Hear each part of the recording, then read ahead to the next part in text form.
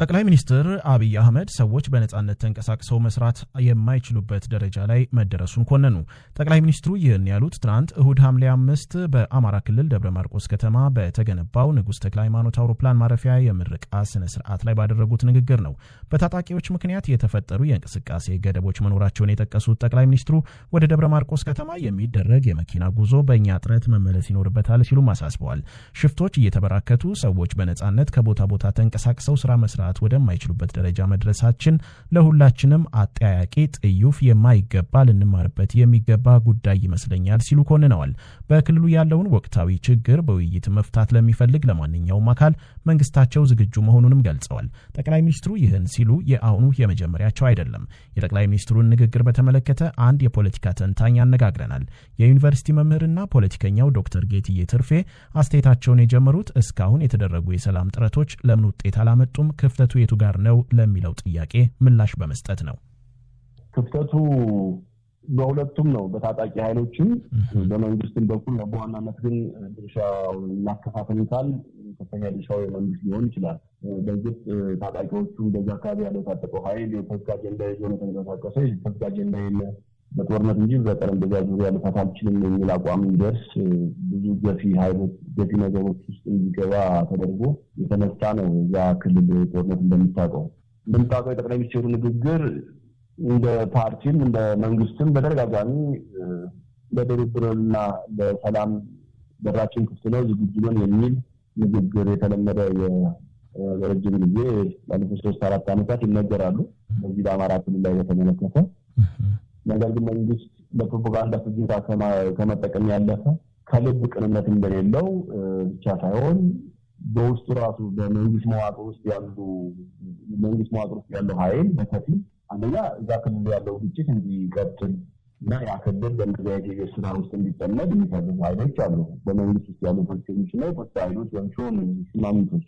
ሁለተኛ በሲቪልም መዋቅር ውስጥ ያሉት በጸጥታው መዋቅር ውስጥ ያሉት ኃይሎች ግጭቱን እየተጠቀሙበት ነው። የፖለቲካ ትርፍ እያተረፉ ያሉ ኃይሎች አሉ፣ የኢኮኖሚ ትርፍ እያተረፉ ኃይሎች አሉ። እነዚህ ሁለቱ አጀንዳዎች ሀሳብን ተሰልቶባቸው እየተሰሩ ነው ያሉት። ግጭቱ ከቆመ የፖለቲካም የኢኮኖሚ ነጋዴዎች ሊከሱ እንደሚችሉ፣ ጥቅማቸው ሊጎዳ እንደሚችል ጠንቅቀው ስለሚያውቁ ነገሩን ማቦሳሰብና ውጫዊ በማድረግ በማስመሰል በእያንዳንዱ እንቅስቃሴ ሁሉ የሐሰት ሪፖርቶችን ማዘጋጀት፣ ተገቢ ያልሆኑ ምክንያቶችን መፍጠር፣ በሶስተኛ ወገን ነገሮችን መለጠፍ አይነት እንደዚህ ያስቀጠሉ ግጭቱ እንዲቀጥል የሚፈልጉ በሁለቱም አካሎች አሉ። በጸጥታው መዋቅርም የመንግስት የጸጥታ መዋቅር ውስጥ የሲቪል መዋቅር ውስጥ እንደዛ ነው ያምናሉ ማለት ነው። እርሱ ፋክት ነው እውነታ ነው፣ መሬት ላይ ያለ ፋክት ነው።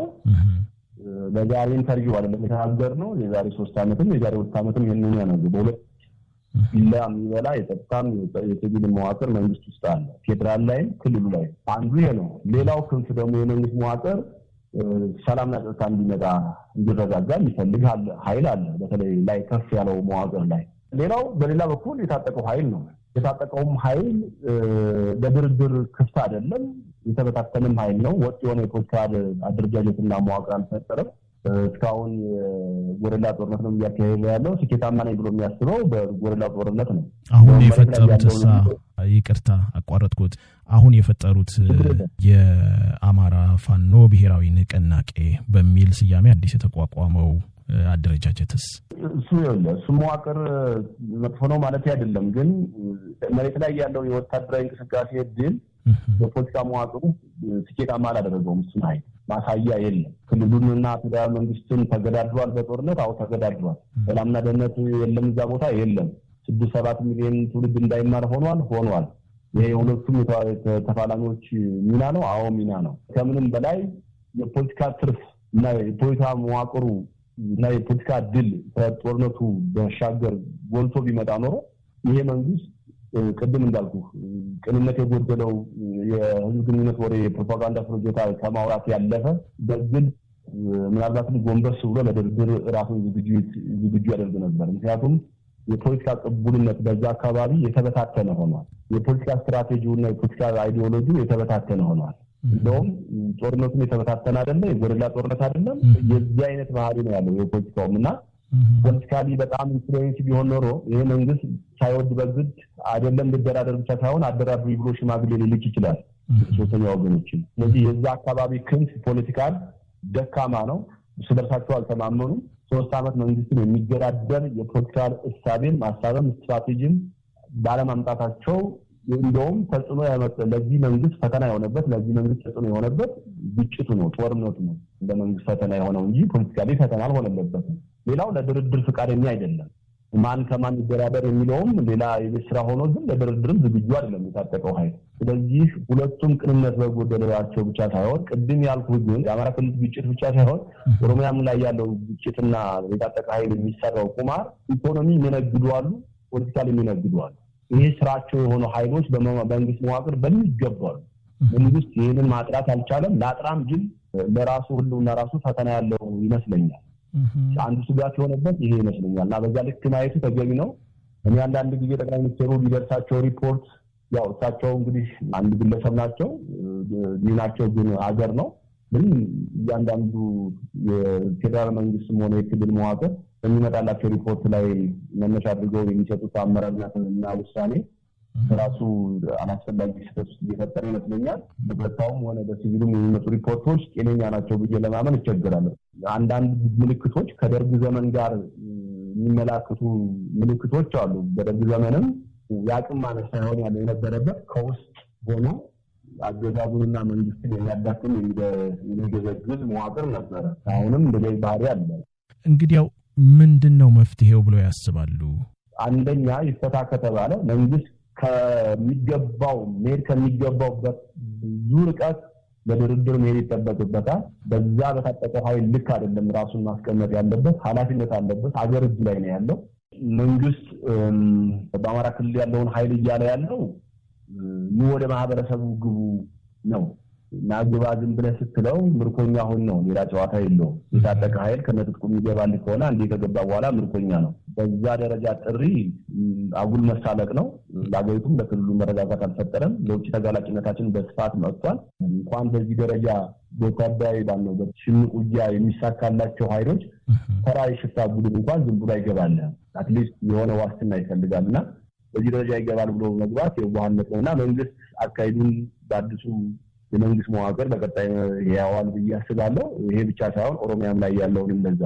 ሁለተኛ ደግሞ መዋቅሩን ወይ አጥርቶና ሲስተሙን በደንብ የሚቆጣጠረው ሲስተም መገንባት አለበት። አለበለዚያ አስገዳጅ መመሪያና እንደዚህ በመዋቅር ውስጥ ያሉ የመንግስት ኃላፊዎችና ሰራተኞች ባለሙያዎች በየቀጣናው ለሚፈጸም እንዳይከፈት የዛ ቀጣና የዛ አካባቢ ጠበቅ ያለ እርምጃ እንደሚወሰድበት ጠንከር ያለ መመሪያ መሰረት አለበት። ሌላው ደግሞ በትጥቅ ኃይል የአማራ ፋኖም ቢሆን አሁን ዘመኑስ የዓለም ነባራዊ ሁኔታ በትጥቅ ትግል መንግስት መለወጥ ይቻላል ወይ የሚያስችል ቁመና ላይ ደርሶ እንኳን መንግስት ቢለውጥስ ዲሞክራሲያዊ ይሆናል ወይ መንግስት ይሆናል የሚለው የተለመደውን ስልጣን በኃይል ገልብጦ በኃይል ከመቀየር ያለፈ በኢትዮጵያ የሚበጅ ነው ተብሎ አይጠበቅም ከፖለቲካል ስሌት አንጻር። የውጭ ጉዳይ ሚኒስቴር በሳውዲ ስለተፈረደባቸው ኢትዮጵያውያን ከሀገሪቱ ባለስልጣናት ጋር በቅርበት እየተነጋገረ መሆኑን ገለጸ። ዝርዝር ዘገባ አለን። በርካታ ኢትዮጵያውያን ስደተኞች የሚገኙባት ሳውዲ ከጥር እስከ ሰኔ ባሉት 6 ወራት ውስጥ 7 ኢትዮጵያውያን በሞት መቅጣቷን ዓለም አቀፍ የሰብአዊ መብቶች ተሟጋች አምነስቲ ኢንተርናሽናል ከ3 ሳምንታት በፊት ባወጣው መግለጫ አስታውቋል። ሐሚስ ሙሻይት በተባለው እስር ቤት ብቻ ቢያንስ 63 ኢትዮጵያውያን የሞት ፍርድ ተላልፎባቸው እየተጠባበቁ መሆኑን አምነስቲ ገልጿል። የውጭ ጉዳይ ሚኒስቴር ዛሬ ሰኞ ሐምሌ 6 ባወጣው መግለጫ የኢትዮጵያ መንግስት በውጭ ሀገር ለሚገኙ ዜጎች ደህንነት ጥበቃና የቆንጽላ እገዛ ትልቅ ቦታ እንደሚሰጥ ጠቅሷል። ከዚህ ጋር በተያያዘ መንግስት የህግ ሂደት ላይ ያሉና የፍርድ ውሳኔ የተላለፈባቸው ኢትዮጵያውያንን በተመለከተ ከሳውዲ ጋር በከፍተኛ መንግስት ደረጃ መነጋገር እንደቀጠለ ገልጿል። በተጨማሪም ሪያድ ውስጥ በሚገኘው ኤምባሲና በጅዳ ቆንስላ ጽህፈት ቤት አማካይነት አስቸጋሪ ሁኔታዎች ለገጠሟቸው ኢትዮጵያውያን ዜጎች ሰብአዊነትን ከግምት ያስገባ እርምጃ እንዲወሰድ የሚደረገው ጥረት መቀጠሉን ገልጿል። ተገቢውን መፍትሄ ለማስገኘት ከሚመለከታቸው የሳውዲ ባለስልጣናት ጋር መደበኛ ግንኙነትና ገንቢ ውይይት እየተካሄደ መሆኑንም ጠቅሷል። በእነዚህ ጥረቶች የተነሳ ሳውዲ ውስጥ ፍርድ የተላለፈባቸው በአጠቃላይ 1971 ኢትዮጵያውያን ንጉሳዊ ምህረት እንዲያገኙ አስችያለሁ ብለዋል። እነዚህ ኢትዮጵያውያን ወደ ሀገራቸው የመመለስ ተግባር መጀመሩንም በመግለጫው አውስቷል። ውጭ ጉዳይ ሚኒስቴር ኢትዮጵያውያኑ ምህረት እንዳገኙ ከአንድ ወር በፊት አስታውቆ ነበር። መስሪያ ቤቱ ይህንን በገለጸበት ሳምንት ደግሞ የሳውዲ አረቢያ መንግስት 4 ኢትዮጵያውያን ላይ የሞት ፍርድ መፈጸሙን ገልጿል። የሞት ፍርድ የተላለፈባቸው ኢትዮጵያውያን አብረዋቸው የነበሩ ሰዎች ላይ ፍርዱ ሲፈጸም እየተመለከቱ ከፍተኛ ጭንቀት ውስጥ መግባታቸውን ከዚህ ቀደም ለቢቢሲ ተናግረዋል። ኢትዮጵያውያኑ ለሞት ፍርድ ያበቃቸው የህግ ሂደት ተገቢውን መንገድ ያልተከተለ እንደሆነም አንስተው ከሰዋል። በጉዳዩ ላይ ከውጭ ጉዳይ ሚኒስቴር ተጨማሪ ማብራሪያ ለማግኘት ያደረግነው ጥረት ቃል አቀባዩ አምባሳደር ነቢያት ጌታቸው ስልክ ለጥሪ ምላሽ ባለመስጠታቸው አልተሳካልንም።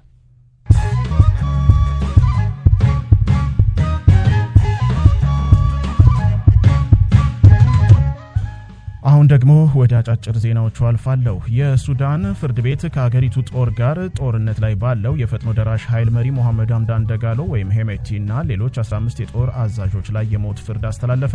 ሄሜቲ በሌሉበት የሞት ፍርድ የተፈረደባቸው በጦር ወንጀል፣ በሰብአዊነት ላይ በተፈጸሙ ወንጀሎች እንዲሁም በምዕራብ ዳርፉር በተካሄደ ዘር ማጥፋት ነው። የደቡብ አፍሪካ መንግስት ህገወጥ ስደተኞች ላይ ዘመቻ ከከፈተ ወዲህ 53000 የውጭ ዜጎች መባረራቸውን አስታወቀ። እነዚህ ስደተኞች ከማላዊ፣ ዚምባብዌና ሞዛምቢክ የመጡ መሆናቸው ተገልጿል።